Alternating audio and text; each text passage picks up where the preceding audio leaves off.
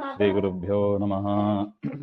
ನರಸಿಂಹೋऽಖಿಲಾಜ್ಞಾನಮತಧ್ವಾन्तದಿವಾಕರः ಜಯತ್ಯಮಿತಸಜ್ಞಾನಸುಖಶಕ್ತಿಭಯೋನಿಧಿः ವ್ಯಾಸಾಯ ಭವನಾಶಾಯ ಶ್ರೀಶಾಯ ಗುಣರಾಶये ಹೃದ್ಯಾಯ ಶುದ್ಧವಿದ್ಯಾಯ ಮಧ್ವಾಯ ಚ ನಮೋ ನಮಃ.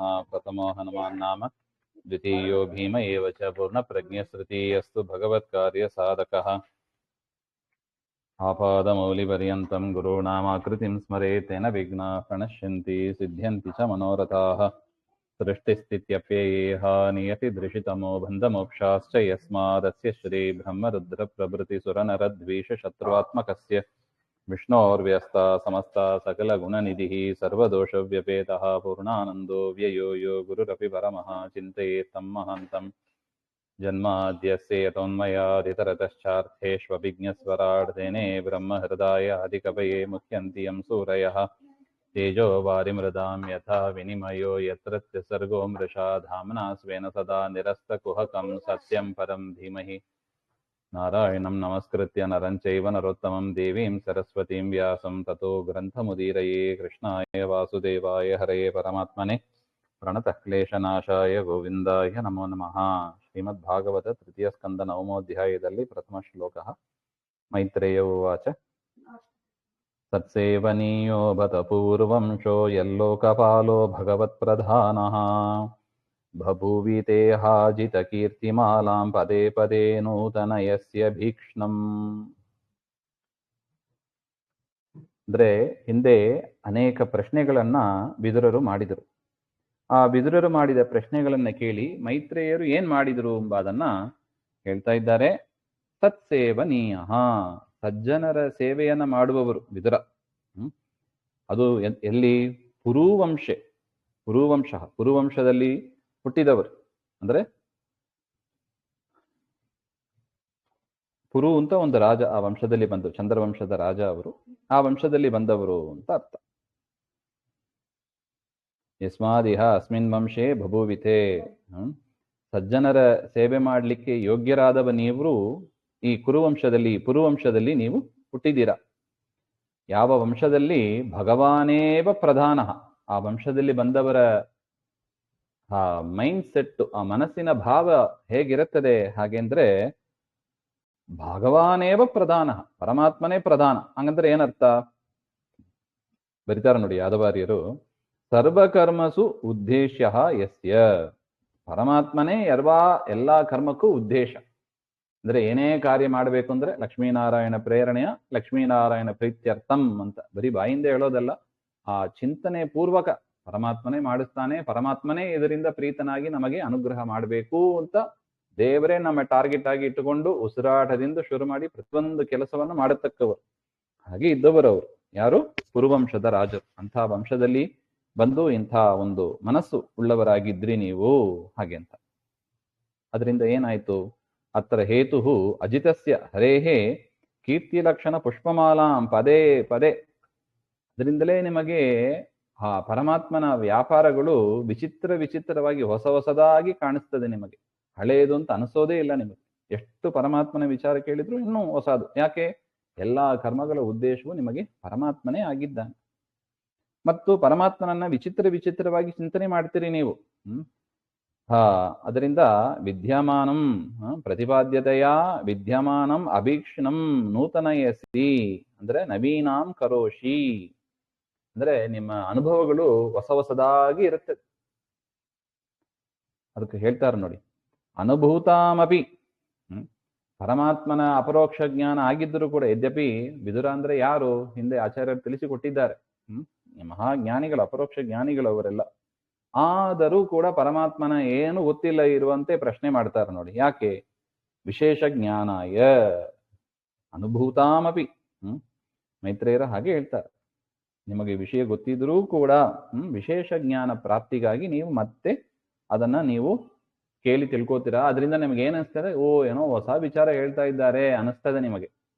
ಬೇರೆಯವರಿಗೆ ಪಾಪ ಇಷ್ಟು ದಿವಸ ಗೊತ್ತಿಲ್ಲ, ಏನೋ ಹೊಸ ವಿಚಾರ ಕಲ್ತುಕೊಂಡ್ರು ವಿದುರರು ಅಂತ ಅನಿಸ್ತದೆ.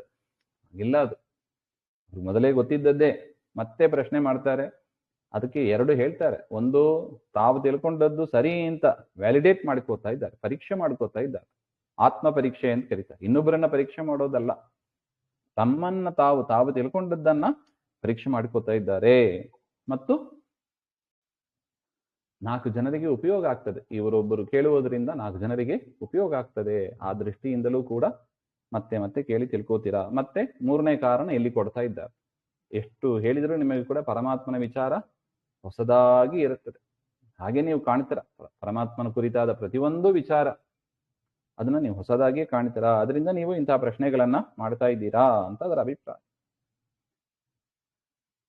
ಇಷ್ಟು ಹೇಳಿ ಹೇಳ್ತಾರೆ, ಸೋಹಂ ನೃಣಾಂ ಕ್ಷುಲ್ಲ ಸುಖಾಯ ದುಃಖಂ ಮಹದ್ಗತಾನಾಂ ವಿರಮಾಯ ತುಭ್ಯಂ ಪ್ರವರ್ತಯೇ ಭಾಗವತಂ ಪುರಾಣಂ ಯದಾಹ ಸಾಕ್ಷಾತ್ ಭಗವಾನ್ ಋಷಿಭ್ಯ. ಹಾಗೆ ಎಷ್ಟು ಭಾಗವತ ಎಷ್ಟು ನಮ್ಮನ್ನ ಅನುಗ್ರಹ ಮಾಡಲಿಕ್ಕೆ ಹೊರಟಿರುವ ಗ್ರಂಥಾಂಬಾದನ್ನ ಮೈತ್ರೇಯರು ಇಲ್ಲಿಗೆ ಹೇಳ್ತಾ ಇದ್ದಾರೆ ನೋಡಿ. ಅದರಿಂದ ಇಂಥ ಪ್ರಶ್ನೆಗಳನ್ನ ನೀವು ಮಾಡಿದ್ದೀರಾ. ಅದಕ್ಕೆ ಉತ್ತರ ಕೊಡುವುದಕ್ಕಾಗಿ ನಾನೇನ್ ಮಾಡ್ತೀನಿ, ನೃಣಾಂ ಕ್ಷುಲ್ಲ ಸುಖಾಯ ದುಃಖಂ ಮಹದ್ಗತಾನ. ಅದರಿಂದ ಇದು ನಿಮಗೆ ಅಂತ ಇಲ್ಲ, ಬಿಟ್ಟುಬಿಡಿ. ನೋಡಿ, ಮೈತ್ರೇಯರಿಗೆ ಅದು ಗೊತ್ತಾಗಿದೆ, ವಿದುರನಿಗೆ ಇದೆಲ್ಲ ಗೊತ್ತಿದೆ. ಆದರೂ ಕೂಡ ಬೇರೆಯವರ ಸಲುವಾಗಿ ಇದನ್ನ ಕೇಳ್ತಾ ಇದ್ದಾರೆ ಹಾಗೆಂತ ಮೈತ್ರೇಯರಿಗೂ ಗೊತ್ತಿದೆ. ಅದಕ್ಕೆ ಏನ್ ಹೇಳಿದ್ರು, ಶಬ್ದ ಎಷ್ಟು ಕೇರ್ಫುಲ್ ಆಗಿ ಹಾಕಿದ್ದಾರೆ ನೋಡಿ. ನೃಣಾಂ, ಈ ಭಾಗವತವನ್ನ ಯಾರ್ಯಾರು ಕೇಳ್ತಾರೆ, ಮುಂದೆ ಕಲಿಯುಗದಲ್ಲಿ ಕೇಳಲಿಕ್ಕಿದ್ದಾರೆ. ದ್ವಾಪರ ಯುಗದ ಕೊನೆಯಲ್ಲಿ ರಚನೆ ಮಾಡಿದ್ದು ಇದು. ಮುಂದೆ ಕಲಿಯುಗದ ಟೆಕ್ಸ್ಟ್ ಬುಕ್ ಅಂದ್ರೆ ಭಾಗವತ. ಕಲಿಯುಗದ ಜನರಿಗಾಗಿ ಬರೆದ ಗ್ರಂಥ. ಕಲಿಯುಗದ ದೇವರು ಅಂದ್ರೆ ಕೃಷ್ಣ, ಶ್ರೀನಿವಾಸ, ಅವನೇ ಶ್ರೀನಿವಾಸ. ಕಲಿಯುಗದ ಗ್ರಂಥ ಅಂದ್ರೆ ಭಾಗವತ. ಕಲಿಯುಗದ ಜನರಿಗಾಗಿಯೇ ಬರೆದ ಗ್ರಂಥ ಇದು. ಮಹಾಭಾರತ, ಭಾಗವತ, ಇದೆಲ್ಲ ಬ್ರಹ್ಮಸೂತ್ರ. ಅದರಿಂದ ಮನುಷ್ಯರನ್ನ ಟಾರ್ಗೆಟ್ ಆಗಿ ಇಟ್ಟುಕೊಂಡು ನಾನು ಈ ವಿಚಾರವನ್ನ ಹೇಳ್ತೇನೆ. ಇಂದು ಭಾಗವತ ಕೇಳಲಿಕ್ಕಿದ್ದಾರೆ. ವಿದುರನು ಆ ಉದ್ದೇಶದಿಂದಲೇ ಪ್ರಶ್ನೆ ಮಾಡ್ತಾ ಇರೋದು. ಅದರಿಂದ ಮನುಷ್ಯರಿಗೆ ಏನಾಗಬೇಕು? ಮನುಷ್ಯರಿಗೆ ಸುಖ ಬೇಕು ಅಂತ ಬಯಸುವವರು. ಯಾರಿಗೆ ತಾನೇ ಬೇಡ ಸುಖ ಹೇಳಿ? ಸುಖವಾಗಿ ಇರಬೇಕು ಅಂತಾನೆ ಬಯಸೋದು. ದುಡಿಯೋದು, ಓದೋದು ಎಲ್ಲ ಯಾತಕ್ಕೆ? ಸುಖಕ್ಕಾಗಿ. ಆದ್ರೆ ಸುಖ ಪಟ್ಟಿದ್ದೀವಾ ಅಂದ್ರೆ ಅದು ದೊಡ್ಡ ಪ್ರಶ್ನಾತ್ಮಕ. ದುಡ್ಡಿನಿಂದ, ವಿದ್ಯೆಯಿಂದ, ಇನ್ನು ಲೌಕಿಕ ವಿದ್ಯೆಯಿಂದ ನಮಗೆ ಸುಖ ಆಗಿದೆಯಾ? ಮನಸ್ಸು ಮುಟ್ಟಿ ಹೇಳ್ಬೇಕು, ನಮಗೆ ಸುಖ ಆಗಿದೆಯಾ? ಹಾಗೆ ಅಂದ್ರೆ ಇಲ್ಲ ಅಂತಾನೆ ಹೇಳ್ಬೇಕು. ಆ ದುಡ್ಡು ಸಂಪಾದನೆ ಮಾಡೋದು ಒಂದು ಕಷ್ಟ, ಗಳಿಸಿದ ದುಡ್ಡನ್ನ ರಕ್ಷಣೆ ಮಾಡಿಕೊಳ್ಳೋದು ಅದೊಂದು ಕಷ್ಟ. ಟ್ಯಾಕ್ಸ್ ಗೀಕ್ಸ್ ಬರುತ್ತದೆ, ಅಥವಾ ಕಳ್ಳರ ಕಾಟ ಇರುತ್ತದೆ. ಬಂಗಾರ, ಇನ್ವೆಸ್ಟ್ಮೆಂಟು, ಮನೆ ಎಲ್ಲ ಯಾವ ಬೆಲೆ ಇದೆ ನೋಡಿ ಈಗ. ಅಂತಹ ಪರಿಸ್ಥಿತಿಯಲ್ಲಿ ಇನ್ವೆಸ್ಟ್ಮೆಂಟ್ ಮಾಡೋದು ಕಷ್ಟ ಇದೆ. ಎಲ್ಲವೂ ಕಷ್ಟ. ಹಣ ಗಳಿಸೋದು ಕಷ್ಟ, ರಕ್ಷಣೆ ಮಾಡೋದು ಕಷ್ಟ, ಬೆಳೆಸೋದು ಕಷ್ಟ. ಆದರೂ ಕೂಡ ಹಣ ಅಂತ ಅದರ ಬೆನ್ನಿಂದೆ ಹೋಗ್ತಾ ಇದ್ದೀವಿ. ಯಾಕೆ? ಅದಕ್ಕೆ ಬರೀತಾರೆ, ಕ್ಷುಲ್ಲ ಸುಖಾಯ, ಅಲ್ಪ ಸುಖ. ಅಲ್ಪ ಸುಖಕ್ಕಾಗಿ ನಾವು ಅದರ ಬೆನ್ನಿಂದೆ ಹೋಗುವವರು. ಅಲ್ಪ ಸುಖದ ಬೆನ್ನಿಂದೆ ಹೋಗಿ ಈ ಮನುಷ್ಯರಿಗೆ ಬಂದದ್ದೇನೋ ಮಹಾ ದುಃಖ. ಅದು ಅನಲೈಸ್ ಮಾಡಿದವರಿಗೆ ರಿಯಲೈಸೇಷನ್ ಆಗ್ತದೆ. ಫಸ್ಟ್ ಅನಲೈಸ್ ಮಾಡ್ಬೇಕು. ಅಲ್ಲ, ನಾನು ಯಾತಕ್ಕೆ ಹೊರಟಿದ್ದು? ಏನ್ ಮಾಡಕ್ಕೆ ಹೊರಟಿದ್ದು? ಏನು ಸಂಪಾದನೆ ಮಾಡ್ತಾ ಇದ್ದೇನೆ? ಇದರಿಂದ ಆದದ್ದು ನನಗೇನು? ಸುಖವೋ ದುಃಖವೋ? ಹಾಗೆಂದ್ರೆ ಬರೀ ದುಃಖ ಅಂತ ಹೇಳಿಲ್ಲ. ಹೊರಟದ್ದು ಅಲ್ಪ ಸುಖಕ್ಕಾಗಿ, ಪಡೆದದ್ದು ಮಹದ್ ದುಃಖ ಅಂತ ಹೇಳ್ತಾರೆ. ಅದರಿಂದ ಸಂಸಾರದಲ್ಲಿ ನಮಗೆ ಸುಖ ಅಂತ, ಒಂದು ಅಲ್ಪ ಸುಖ ಅಂತ ನಮಗೇನು ಅನಿಸ್ತದೆ, ಅದರ ಬೆನ್ನಿಂದ ಬರೋದು ಏನು? ಮಹದ್ ದುಃಖ. ಏನೇ ಇರ್ಬೋದು, ಮದುವೆ ಇರ್ಬೋದು, ಮನೆ ಅಂತ ಇರ್ಬೋದು. ಚೆನ್ನಾಗಿ ಹೇಳ್ಬಿಟ್ಟಿದ್ದಾರೆ ದಾಸರ ಅದನ್ನೆಲ್ಲ. ಅದರಿಂದ ಯಾವುದು ಸುಖಕ್ಕಾಗಿ, ಸುಖದ ಅಪೇಕ್ಷೆಯಿಂದ ನಾ ಮಾಡ್ತೀನಿ, ಫಸ್ಟ್ ಅದನ್ನ ಡ್ರಾಪ್ ಮಾಡ್ಬೇಕು. ಯಾಕಂದ್ರೆ ಈ ಲೋಕದಲ್ಲಿ, ಈ ಶರೀರದಲ್ಲಿ ಅದು ಎಲ್ಲವೂ ಅಲ್ಪ. ಅದ್ರ ಜೊತೆಗೆ ಬರೋದು ಮಹದ್ ದುಃಖವೇ. ಅದು ಈ ಶರೀರ ಇರ್ಬೋದು, ಅದು ಫ್ಯಾಮಿಲಿ ಇರ್ಬೋದು, ಹೆಂಡತಿ ಮಕ್ಕಳು ಅಂತ ಇರ್ಬೋದು, ಮನೆ ಭಾಗ್ಯ ಅಂತ ಇರ್ಬೋದು. ಅದು ಎಲ್ಲವೂ ದುಃಖದಾಯಕವೇ. ಫಸ್ಟ್ ಇದು ನಾವು ಅಂಡರ್ಸ್ಟ್ಯಾಂಡ್ ಮಾಡ್ಕೋಬೇಕು. ಆದರೂ ಅದ್ರ ಬೆನ್ನಿಂದ ಹೋಗ್ತಾ ಇರ್ತೀವಿ. ಅದು ಅಂಡರ್ಸ್ಟ್ಯಾಂಡ್ ಆದರೂ ಅದ್ರ ಬೆನ್ನಿಂದನೇ ಹೋಗ್ತಾ ಇರ್ತೀವಿ. ಅಷ್ಟು ಅಟ್ಯಾಚ್ಮೆಂಟ್ ನಮಗೆ ಅದ್ರ ಮೇಲೆ, ಅಷ್ಟು ಮೋಹ, ಅಷ್ಟು ಭ್ರಾಂತಿ, ನನಗೆ ಅಂತ. ಅದರಿಂದ ಅಂಥ ಜನರಿಗೆ, ಆ ಅಲ್ಪ ಸುಖಕ್ಕಾಗಿ ಮಹದ್ ದುಃಖವನ್ನ ಪಡೆಯುವ ಜನರಿಗೆ ಅದು ಹೋಗಬೇಕು, ಅದು ನಾಶ ಆಗಬೇಕು. ಆ ಮಹದ್ ದುಃಖ ನಾಶ ಆಗಬೇಕು.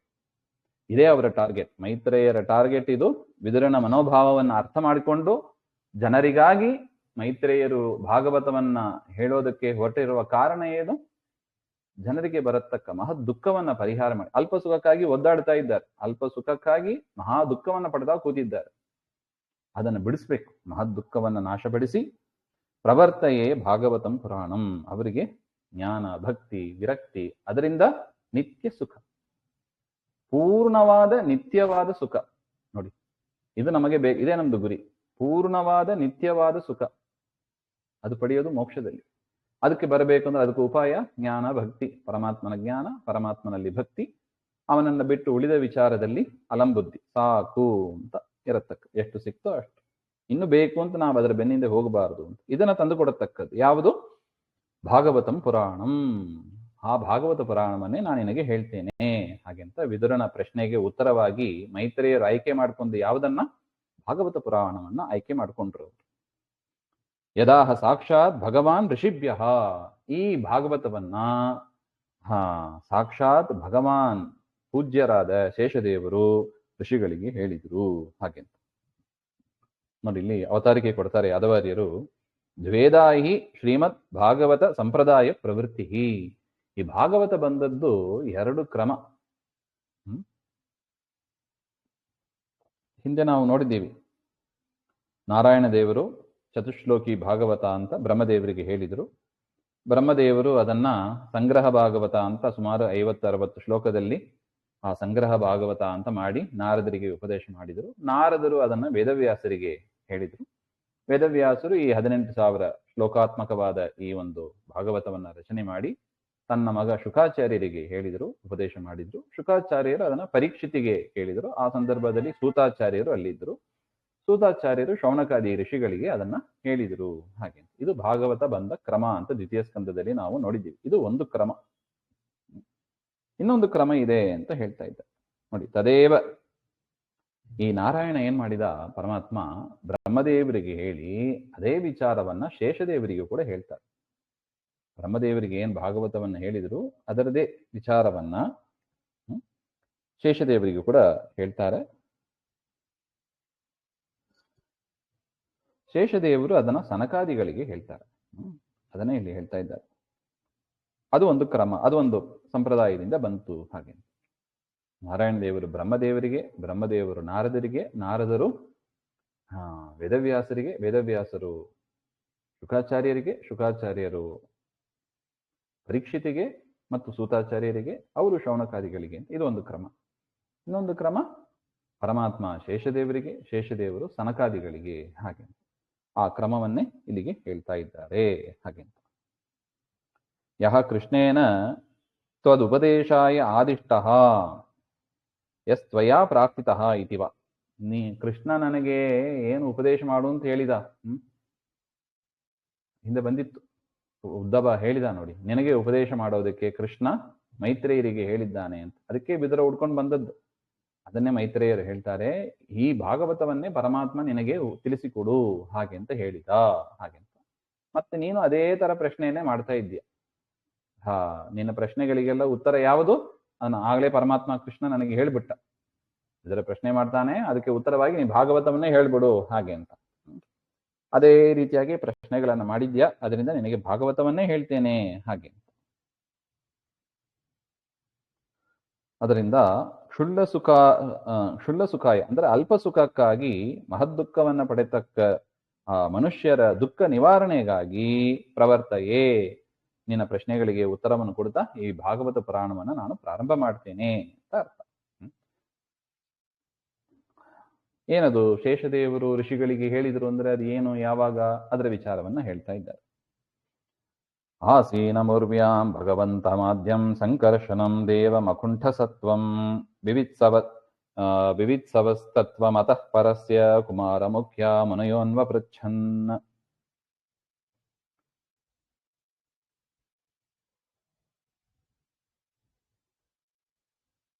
ಆಸೀನಂ ಉರ್ವ್ಯಾಂ, ಉರ್ವಿ ಅಂದ್ರೆ ಪಾತಾಳ, ಪಾತಾಳದಲ್ಲಿ ಶೇಷದೇವರು ಇದ್ದರಂತೆ. ಭಗವಂತಂ ಆದ್ಯಂ ಸಂಕರ್ಷಣಂ ದೇವಂ ಅಕುಂಠ ಸತ್ವಂ, ಅಲ್ಲಿ ಶೇಷದೇವರಿದ್ದರು. ಅವರು ಹೇಗಿದ್ದರು ಅಂದ್ರೆ ಅಕುಂಠ ಸತ್ವ ಅಪ್ರತಿಹತ ಬಲಜ್ಞಾನ ರೂಪಂ ಹಾಗೆಂತ ಬರೀತಾರೆ. ಒಳಗೆ ಸಂಕರ್ಷಣ ರೂಪಿ ಪರಮಾತ್ಮನ ಚಿಂತನೆಯನ್ನು ಮಾಡ್ತಾ ಅಕುಂಠಿತವಾದ ಪರಾಕ್ರಮ ಜ್ಞಾನ ಉಳ್ಳವರು ಅಂದ್ರೆ ಅದು ಶೇಷದೇವರು, ಮುಖ್ಯವಾಗಿ ಒಳಗಿರುವ ಪರಮಾತ್ಮ ಅಂತ ಅವ್ರು ಸಂಕರ್ಷಣ ರೂಪಿ ಪರಮಾತ್ಮ ಅಂತ ಅರ್ಥ.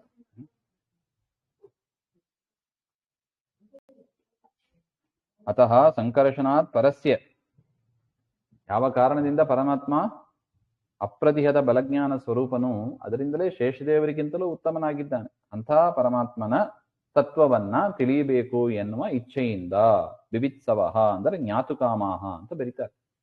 ಆ ಸನಕಾದಿ ಋಷಿಗಳು ಪರಮಾತ್ಮನ ತತ್ವವನ್ನ ತಿಳಿಬೇಕು ಅಂತ ಯಾರತ್ರ ಬಂದ್ರು?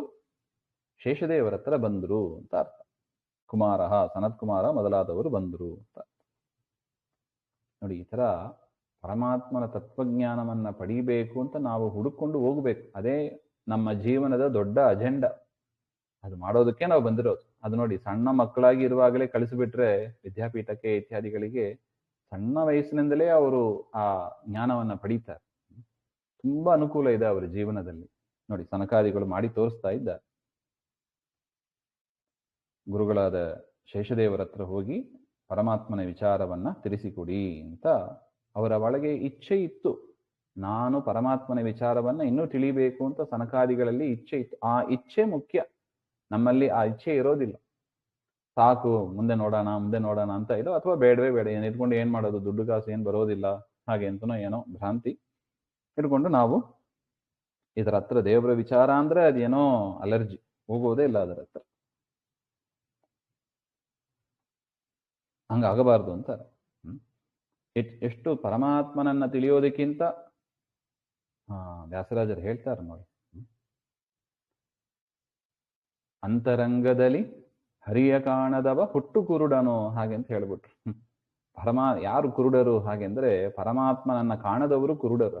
ಪರಮಾತ್ಮನ ಅಪರೋಕ್ಷ ಜ್ಞಾನ, ಕನಿಷ್ಠ ಪರೋಕ್ಷ ಜ್ಞಾನ ಶಾಸ್ತ್ರದ ಮೂಲಕವಾಗಿ ಆದರೂ ಪರಮಾತ್ಮನ ತತ್ವಜ್ಞಾನವನ್ನ ತಿಳಿಯದೇ ಇದ್ದವರು ಕುರುಡರು, ಹುಟ್ಟು ಕುರುಡ ಅಂತ ಹೇಳ್ತಾರೆ.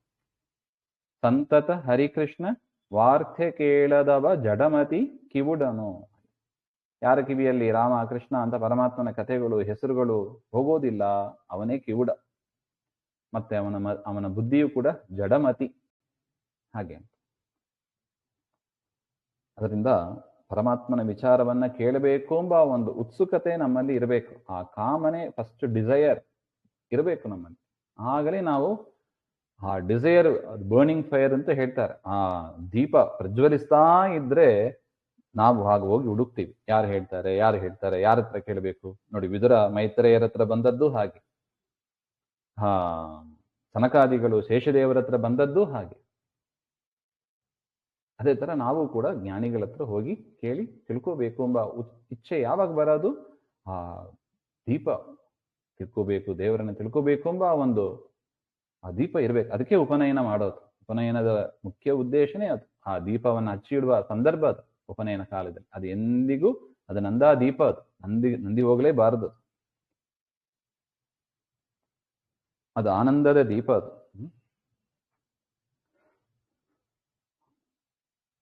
ಸ್ವಮೇವ ದಿಷ್ಣ್ಯಂ ಬಹುಮಾನಯಂತಂ ಯಂ ವಾಸುದೇವಾಭಿಧಮಾಮನಂತಿ ಪ್ರತ್ಯಗ್ಧೃತಾಕ್ಷಾಂಬುಜ ಕೋಶಮೀಷದ್ ಉನ್ಮೀಲಯಂತಂ ವಿಬುಧೋದಯಾಯ.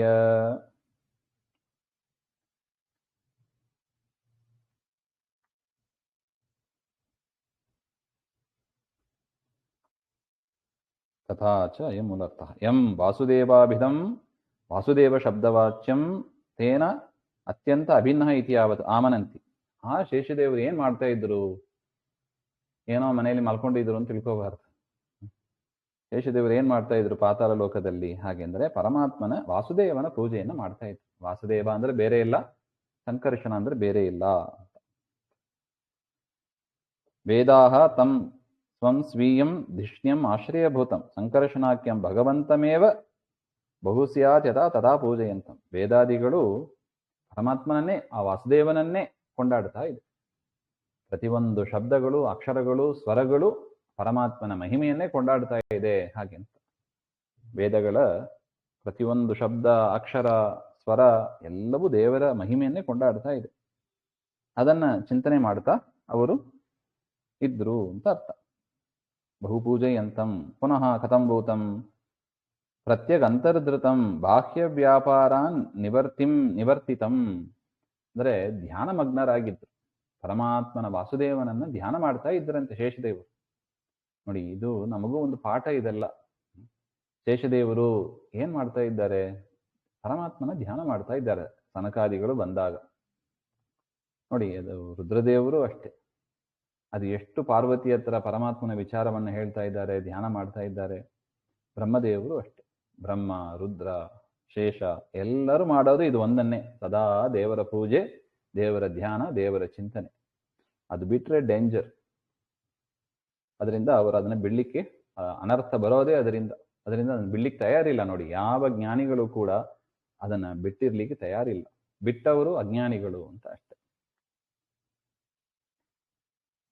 ಬಾಹ್ಯ ವ್ಯಾಪಾರ ನಿವರ್ತಿತಂ ನಿಮೀಲಿತಂ ಅಂದ್ರೆ ಕಣ್ಣು ಮುಚ್ಕೊಂಡಿದ್ರು ಅಂತ ಅರ್ಥ.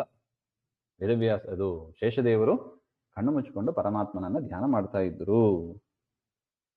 ನೋಡಿ, ಇದನ್ನೆಲ್ಲ ನಾಗ ಚತುರ್ಥಿ, ಆ ನಾಗಪೂಜೆ ಮಾಡುವ ಸಂದರ್ಭದಲ್ಲಿ ವಿಶೇಷವಾಗಿ ಪಠಿಸಬೇಕಾದ ಶ್ಲೋಕಗಳು ಇವು.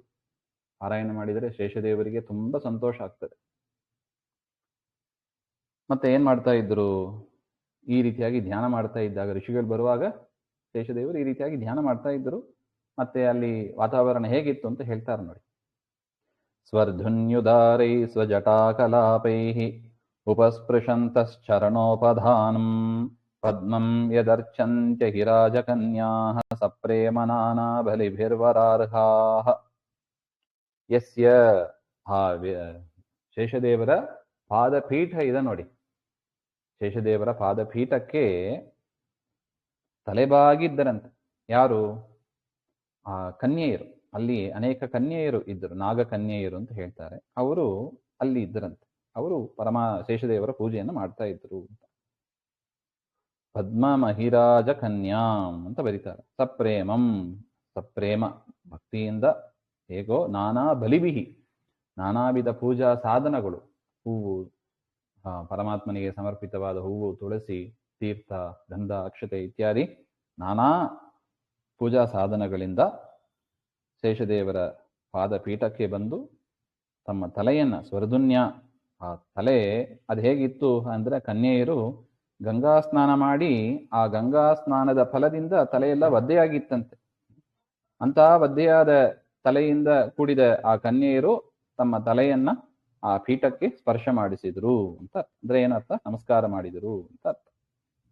ಸ್ಪೃಷ್ಟ್ವಾ ನಮಂತ್ಯಃ ಸತ್ಯಃ ಕಥಂಭೂತಾಃ. ಅವರೆಲ್ಲ ಮತ್ತೆ ಎಂಥವರಾಗಿದ್ರು? ವರಾರ್ಹಾಃ, ವರಪ್ರಾಪ್ತಿ ಯೋಗ್ಯಾಃ, ಶ್ರೇಷ್ಠವಾದ ವರಗಳನ್ನ ಪಡೆಯೋದಕ್ಕೆ ಯೋಗ್ಯರಾಗಿದ್ದರಂತೆ ಆ ಕನ್ಯೆಯರು. ಅನೇನ ಯಾಕೆ ಶೇಷದೇವರನ್ನು ಪೂಜೆ ಮಾಡಿದ್ರು ಇವರೆಲ್ಲ ಹಾಗೆಂದ್ರೆ, ಅದಕ್ಕೆ ಹೇಳ್ತಾ ಇದ್ದಾರೆ ಯಾದವಾರ್ಯರು, ಅನೇನ ಉತ್ತಮ ಪತಿಪ್ರಾಪ್ತೆಯೇ, ಉತ್ತಮವಾದ ವೈಷ್ಣವರಾದ ಪತಿ ನಮಗೆ ಸಿಗಬೇಕು ಎನ್ನುವ ಉದ್ದೇಶದಿಂದ ಆ ಪೂಜೆಯನ್ನ ಮಾಡಿದರು ಅಂತ ನೋಡಿ. ಇದರಿಂದ ಶೇಷದೇವರ ಪೂಜೆಯಿಂದ ಶ್ರೇಷ್ಠವಾದ ವೈಷ್ಣವರಾದ ಪತಿ ಸಿಗ್ತಾರೆ ಹಾಗೆಂಬ ಒಂದು ಸೂಚನೆಯು ಕೂಡ ಇಲ್ಲಿ ನಮಗೆ ಕಂಡು ಬರ್ತಾ ಇದೆ. ಕನ್ಯೆಯರು ಹೇಳಿದ್ರೆ ಯಾಕೆ ಪೂಜೆ ಮಾಡ್ತಾರೆ ಹಾಗೆ ಅಂತ. ಮುಹುರ್ಗೃಣಂತೋ ವಚಸಾನುರಾಗ ಸ್ಖಲತ್ಫದೇನಾಸ್ಯ ಕೃತಾನಿ ತಜ್ಞಾಃ ಕಿರೀಟ ಸಾಹಸ್ರ ಮಣಿ ಪ್ರವೇಕ ಪ್ರದ್ಯೋತಿತೋದ್ಧಾಮ ಫಣಾಸಹಸ್ರಂ. ಮತ್ತೆ ಏನ್ ಮಾಡ್ತಾ ಇದ್ರು? ಅಸ್ಯ ಶೇಷಸ್ಯ ಕೃತಾನಿ ಕರ್ಮಾಣಿ, ಅಲ್ಲಿದ್ದ ಜನರು ಶೇಷದೇವರ ಕರ್ಮಗಳು, ಅವರು ಮಾಡಿದ ವ್ಯಾಪಾರಗಳು, ಅವತಾರಗಳು, ವ್ಯಾಪಾರಗಳು, ಅದನ್ನ ಗೊತ್ತಿದ್ದವರಾಗಿದ್ರು. ಆ ಋಷಿಗಳು ಕೂಡ, ಅಲ್ಲಿ ಋಷಿಗಳು ಹೋಗಿದ್ದರಲ್ಲ, ಅವರು ಕೂಡ ತಜ್ಞಾಹ, ಶೇಷದೇವರ ವ್ಯಾಪಾರವನ್ನ ಅರಿತವರಾಗಿದ್ರು ನೋಡಿ. ಅದಕ್ಕೆ ನಮ್ಮನ್ನ ಕೇಳಿದರೆ ಶೇಷದೇವರ ಬಗ್ಗೆ 2 ಮಾತು ಉಪನ್ಯಾಸ ಹೇಳಿ ಅಂದ್ರೆ ನಾವೇನ್ ಹೇಳ್ತೀವಿ? ಆಶ್ಚರ್ಯ ಅನಿಸ್ತದೆ. ಏನ್ ಹೇಳ್ಬೇಕು? ಶೇಷದೇವ ಸರಿಯಾಗಿ ತಿಳ್ಕೊಂಡೇ ಇಲ್ಲ ನಾವು. ಅದಕ್ಕೆ ಪರಮಾತ್ಮ ಏನ್ ಮಾಡಿದ? ಆಚಾರ್ಯರು ಕೂಡ ಮಹಾಭಾರತ ತಾತ್ಪರ್ಯ ನಿರ್ಣಯದಲ್ಲಿ ಅನೇಕ ಬಾರಿ ಬಲರಾಮ ದೇವರ ಒಂದು ವಿಶೇಷವನ್ನು ಕೂಡ ಹೇಳ್ತಾ ಇದ್ದಾರೆ. ಬಲರಾಮ ದೇವರ ವಿಚಾರವನ್ನು ಯಾಕೆ ತಾತ್ಪರ್ಯ ನಿರ್ಣಯದಲ್ಲಿ ಹೇಳಿದರು ಹಾಗೆಂದ್ರೆ ಇದೇ ಉದ್ದೇಶ. ಪರಮಾತ್ಮನ ಮಹಿಮೆಯನ್ನ ತಿಳ್ಕೊಂಡಂತೆ ವೈಷ್ಣವರ ಮಹಿಮೆಯನ್ನು ಕೂಡ ನಾವು ತಿಳ್ಕೋಬೇಕು. ಇದು ಪರಮಾತ್ಮನ ಉದ್ದೇಶ. ಅದರಿಂದ ಆಚಾರ್ಯರು ಇದನ್ನು ಅರಿತವರಾದ ಆಚಾರ್ಯರು ಏನ್ ಮಾಡಿದ್ರು, ಅಲ್ಲಲ್ಲಿ ರುದ್ರದೇವರ ಮಹಿಮೆ, ಶೇಷದೇವರ ಮಹಿಮೆ ಎಲ್ಲವನ್ನು ಸೇರಿಸಿ ತಮ್ಮ ಗ್ರಂಥದಲ್ಲಿ ತುಂಬಿಸಿಟ್ಟಿದ್ದಾರೆ. ನೋಡಿ, ದ್ವಾದಶ ಸ್ತೋತ್ರದಲ್ಲೂ ಕೂಡ ಬರುತ್ತದೆ. ಎಲ್ಲಾ ದೇವತೆಗಳು ಏನ್ ಮಾಡ್ತಾ ಇದ್ದಾರೆ ಎಂಬ ಒಂದು ವಿಚಾರವೂ ಬರುತ್ತದೆ. ಅದರಿಂದ ತಜ್ಞಾಹ, ಶೇಷದೇವರ ಹಿರಿಮೆಯನ್ನ ಬಲ್ಲವರಾದ ಜ್ಞಾನಿಗಳು ಆ ಶೇಷದೇವರು ಏನ್ ಮಾಡಿದರು, ಅವತಾರಗಳಲ್ಲಿ ಮೂಲದಲ್ಲಿ ಏನ್ ಮಾಡಿದರು, ಆ ವಿಚಾರವನ್ನೆಲ್ಲ ಹೇಳ್ತಾ ಅವರನ್ನ ಸ್ತೋತ್ರ ಮಾಡ್ತಾ ಇದ್ರು ಅಂತ ಅರ್ಥ. ಅನುರಾಗೇನ ಭಕ್ತಿಯ ಪದಾನಿ ಯಸ್ಮಿನ್ ಸ್ಥೇನ ವಚಸ ಮುಹುಹು ಗೃಣಂತ್ಯ. ಮತ್ತೆ ಮತ್ತೆ ಆ ಶೇಷದೇವರ ಹಿರಿಮೆಯನ್ನ ಹಾಡು ಹೇಳ್ತಾ ಇದ್ರು, ಸ್ತೋತ್ರ ಮಾಡ್ತಾ ಇದ್ರು. ತಂ ಸಹಸ್ರಮೇವ ಸಾಹಸ್ರಂ ಕಿರೀಟಿನಾಂ. ಅವ್ರಿಗೆ ಎಷ್ಟು ಕಿರೀಟ ಹಾಗೆಂದ್ರೆ 1000 ಕಿರೀಟ ಇತ್ತಂತೆ. 1000 ಹೆಡೆ, 1000 ಕಿರೀಟ. ಸಹಸ್ರೇ ವಿದ್ಯಮಾನಯೇ ಮಣಿ ಪ್ರವೇಕಾಹ. ಅಲ್ಲಿ ಒಂದೊಂದರಲ್ಲೂ ರತ್ನ ಶ್ರೇಷ್ಠಗಳು ಇದ್ದವಂತೆ. ಅದರಿಂದ ಪ್ರದ್ಯೋತಿತಂ, ಎಲ್ಲ ಕಡೆ ಪ್ರಕಾಶ. ನೋಡಿ, 1000 ಬಲ್ಬು ಒಟ್ಟಿಗೆ ಉರಿದರೆ ಏನಾಗಬೇಕು, ಅಷ್ಟು ಪ್ರಕಾಶ ಆ ಲೋಕ. ಪ್ರಕಾಶಿತಂ ಉದ್ಧಾಮಂ ಉತ್ಕೃಷ್ಟಂ ಫಣಾನಾಂ ಸಹಸ್ರಂ. ಶ್ರೇಷ್ಠವಾದ ಹೆಡೆಗಳು, ಅದರಿಂದ ಅಲಂಕೃತರಾಗಿ ಶೇಷವಾದ ಹೆಡೆ, ಅದರ ಮೇಲೆ ಕಿರೀಟಗಳು, ಅದರಲ್ಲಿ ರತ್ನಗಳು, ಈ ರೀತಿಯಾಗಿ ಶೋಭಿಸ್ತಾ ಪರಮಾತ್ಮ ಮಾಡಿ. ಆದರೂ ಕೂಡ ನೋಡಿ, ಎಷ್ಟೆಲ್ಲ ಇದ್ರೂ ಕೂಡ ಪರಮಾತ್ಮನನ್ನು ಧ್ಯಾನ ಮಾಡೋದನ್ನು ಬಿಟ್ಟಿಲ್ಲ. ಅದಕ್ಕೆ ಹೇಳೋದು, ನೀವು ಏನೇ ಮಾಡಿ, ಏನೇ ಕೆಲಸ ಮಾಡಿ, ದೇವರನ್ನ ಮರೆಯೋದು ಯಾಕೆ, ದೇವರನ್ನ ಮರಿಬೇಡಿ ಹಾಗೆ ಅಂತ. ಇದು ನಮಗೆ ನಾವು ತಿದ್ಕೋಬೇಕಾದ ಒಂದು ಮುಖ್ಯ ಅಂಶ ಇದೆ. ಇಷ್ಟೆಲ್ಲ ಇದ್ರೂ ಕೂಡ ಶೇಷದೇವರು ಪರಮಾತ್ಮನನ್ನ ಧ್ಯಾನ ಮಾಡ್ತಾ ಇದ್ರು ಅಂದ್ರೆ ಆಶ್ಚರ್ಯ ನೋಡಿ. ಎಷ್ಟು ಜನ ಸೇವೆ ಮಾಡ್ತಾ ಇದ್ದಾರೆ, ಎಷ್ಟು ಜನ ಸ್ತೋತ್ರ ಮಾಡ್ತಾ ಇದ್ದಾರೆ, ಆದ್ರೂ ತಾವು ಧ್ಯಾನ ಮಾಡೋದನ್ನ ಬಿಟ್ಟಿಲ್ಲ. ತಮ ಪೃಚ್ಛನ್ ಇತಿ ಪೂರ್ವೇಣ ಅನ್ವಯ. ಆ ರೀತಿಯಾಗಿ ಪರಿಸ್ಥಿತಿಯಲ್ಲಿ ಇದ್ದ ಶೇಷದೇವರನ್ನ ಋಷಿಗಳು ಹೋಗಿ ಪ್ರಶ್ನೆ ಮಾಡಿದರು ಹಾಗೆ.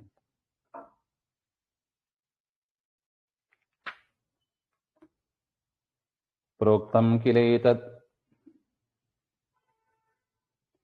ಭಗವತ್ತಮೇನ ನಿವೃತ್ತಿ ಧರ್ಮಾಭಿರತಾಯ ತೇನ ಸನತ್ಕುಮಾರಾಯ ಸಚಾಹ ಪೃಷ್ಟಃ ಸಾಂಖ್ಯಾಯನಾಯಾಂಗ ಧೃತವ್ರತಾಯ ಸಾಂಖ್ಯಾಯನಃ ಪಾರಮಹಂಸ್ಯ ಮುಖ್ಯಃ ವಿವಕ್ಷಮಾನೋ ಭಗವದ್ವಿಭೂತಿಃ ಜಗಾದಸೋಸ್ಮದ್ಗುರವೇನ್ವಿತಾಯ ಪರಾಶರಾಯಾತ ಬೃಹಸ್ಪತಿಶ್ಚ. ಆಗ ಆ ಸನತ್ಕುಮಾರಾದಿ ಸನಕ ಮೊದಲಾದ ಋಷಿಗಳು ಪ್ರಾರ್ಥನೆಯನ್ನು ಮಾಡಿದಾಗ ಆ ಶೇಷದೇವರು ಅವರಿಗೆ ಭಾಗವತವನ್ನೇ ಹೇಳಿದರು ಅಂತ ಹೇಳ್ತಾರೆ. ನಿವೃತ್ತ ಧರ್ಮಾಭಿರತಾಯ, ನಿವೃತ್ತ ಧರ್ಮದಲ್ಲೇ ಪ್ರವೃತ್ತರಾದವರು ಯಾರು, ಸನಕಾದಿಗಳು. ಅಂಥವರಿಗಾಗಿ ಸನತ್ಕುಮಾರರೇ ಮೊದಲಾದವರಿಗೆ ಭಾಗವತವನ್ನೇ ಹೇಳಿದರು. ಆ ಸನತ್ಕುಮಾರರು ಮತ್ತೆ ಸಾಂಖ್ಯಾಯನರು ಅಂತ ಅವರೊಂದು ಋಷಿಗಳು, ಅವರಿಗೆ ಹೇಳಿದರು. ಸಾಂಖ್ಯಾಯನಃ ಪಾರಮಹಂಸ್ಯ ಮುಖ್ಯ ವಿಪಕ್ಷಮಾಣ ಭಗವದ್ವಿಭೂತಿ. ಅವರು ಶ್ರೇಷ್ಠ ಸನ್ಯಾಸಿಗಳು. ಅವರು ಕೂಡ ಅಸ್ಮದ್ಗುರವೇ, ನನ್ನ ಗುರುಗಳು ಅಂದ್ರೆ ಮೈತ್ರೇಯರ ಗುರುಗಳು. ಯಾರು, ಪರಾಶರರು. ನೋಡಿ, ಶೇಷದೇವರು ಸನತ್ಕುಮಾರರಿಗೆ, ಸನತ್ಕುಮಾರರು ಸಾಂಖ್ಯಾಯನರಿಗೆ, ಸಾಂಖ್ಯಾಯನರು ಪರಾಶರರು ಮತ್ತು ಬೃಹಸ್ಪತಿ ಅವರಿಬ್ಬರಿಗೂ ಕೂಡ ಅದನ್ನ ಹೇಳಿದರು ಹಾಗೆ. ನೋಡಿ, ಇದು ಭಾಗವತ ಬಂದ ಕ್ರಮ. ಪ್ರೋವಾಚ ಮಹ್ಯಂ ಸ ದಯಾಲುರುಕ್ತಃ ಮುನಿಃ ಪುಲಸ್ತ್ಯೇನ ಪುರಾಣ ಮಾಧ್ಯಂ ಸೋಹಂ ತವೈತತ್ ಕಥಯಾಮಿ ವತ್ ಶ್ರದ್ಧಾಲವೇ ನಿತ್ಯ ಮನೋವ್ರತಾಯ. ನನಗೂ ಕೂಡ ಆ ನನ್ನ ಗುರುಗಳಾದ ಪರಾಶರರು ಇದನ್ನ ಹೇಳಿದರು. ಅಲ್ಲ, ಪರಾಶರರಿಗೆ ಅಷ್ಟು ಯೋಗ ಹೇಗೆ ಬಂತು ಹಾಗೆ ಅಂದ್ರೆ, ಪುಲಸ್ತ್ಯರು ಅವರಿಗೆ ಒಂದು ವರವನ್ನು ಕೊಟ್ಟಿದ್ದರಂತೆ. ಏನು, ನೀನು ಪುರಾಣವನ್ನು ಹೇಳುವವನಾಗು, ಪುರಾಣ ವಕ್ತ ಭವಿಷ್ಯಸಿ ಹಾಗೆ. ಅದು ಯಾಕೆ ಹಾಗೆ ಅಂತ ವ್ಯಾಖ್ಯಾನದಲ್ಲಿ ಏನಾಯ್ತು ಒಂದು ಘಟನೆಯನ್ನ ತಿಳಿಸಿಕೊಡ್ತಾ ಇದ್ದಾರೆ. ಅತ್ರ ಇಯಂ ಆಖ್ಯಾಯಿಕಾ. ಪುಲಸ್ತ್ಯರು ಒಂದು ವರವನ್ನು ಕೊಟ್ರು. ಯಾರಿಗೆ, ಪರಾಶರರಿಗೆ. ಅದೇನು ವರ ಹಾಗೆ ಅಂದರೆ, ಪಿತರಂ ರಾಕ್ಷಸ ಭಕ್ಷಿತಂ ಶ್ರುತ್ವ ಪರಾಶರಃ. ಪರಾಶರರ ತಂದೆ ರಾಕ್ಷಸರನ್ನೆಲ್ಲ ಸಂಹಾರ ಮಾಡಬೇಕು. ರಾಕ್ಷಸರು ಅವ್ರು ಯಾರನ್ನ ತಿಂದುಬಿಟ್ಟಿದ್ದಾರೆ, ಅವರಿಗೆ ಬೇಕಾಗಿರುವವರನ್ನೆಲ್ಲ ಸಂಹಾರ ಮಾಡಿಬಿಟ್ಟಿದ್ದಾರೆ. ಅದರಿಂದ ಸಿಟ್ಟು ಬಂದು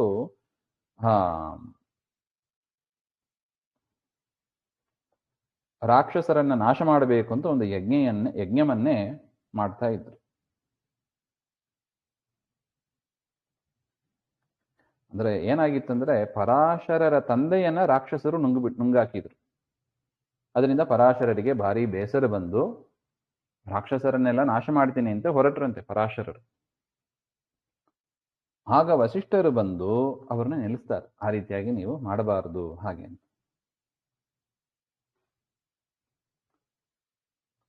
ಆಗ ಆ ರಾಕ್ಷಸರು ಯಾರು ಅಂದ್ರೆ ಪುಲಸ್ತ್ಯರ ಮಕ್ಕಳಂತೆ. ತಮ್ಮ ಸಂತತಿ ಸುರಕ್ಷಿತವಾಯಿತು ಅಂತ ಪುಲಸ್ತ್ಯರು ಸಂತುಷ್ಟರಾಗಿ ಪರಾಶರರಿಗೆ ವರವನ್ನು ಕೊಟ್ಟರು, ನೀನು ಪುರಾಣ ಭಕ್ತರು ಆಗು ಹಾಗೆ ಅಂತ. ಅದನ್ನ ಇಲ್ಲಿ ಮೈತ್ರೇಯರು ನೆನಪಿಸ್ಕೋತಾ ಇದ್ದಾರೆ. ತಮ್ಮ ಗುರುಗಳಿಗೆ ಪುಲಸ್ತ್ಯರು ಕೊಟ್ಟ ವರವನ್ನ ನೆನಪಿಸಿಕೊಂಡು ಅಂತ ವರವನ್ನ ಪಡೆದ ಪರಾಶರರು ನಮಗೆ ಇದನ್ನ ದಯಪಾಲಿಸಿದರು ಹಾಗೆ ಅಂತ. ನಾನು ಕೂಡ ನಿನಗೆ ನಮ್ಮ ಗುರುಗಳು ಹೇಳಿದ ಭಾಗವತವನ್ನೇ ನಾನು ನಿನಗೆ ತಿಳಿಸ್ತೇನೆ ಹಾಗೆ ಅಂತ. ನೋಡಿ, ಇದು ಒಟ್ಟು ಕ್ರಮ. ಇನ್ನೊಂದು ಕ್ರಮ ಯಾವುದು? ನಾರಾಯಣ ಶೇಷದೇವರಿಗೆ, ಶೇಷದೇವರು ಸನತ್ಕುಮಾರರಿಗೆ, ಸನತ್ಕುಮಾರರು ಸಾಂಖ್ಯಾಯನರಿಗೆ, ಸಾಂಖ್ಯಾಯನರು ಪರಾಶರರಿಗೆ, ಪರಾಶರರು ಮೈತ್ರೇಯರಿಗೆ, ಮೈತ್ರೇಯ ವಿದುರರಿಗೆ ಹಾಗೆ.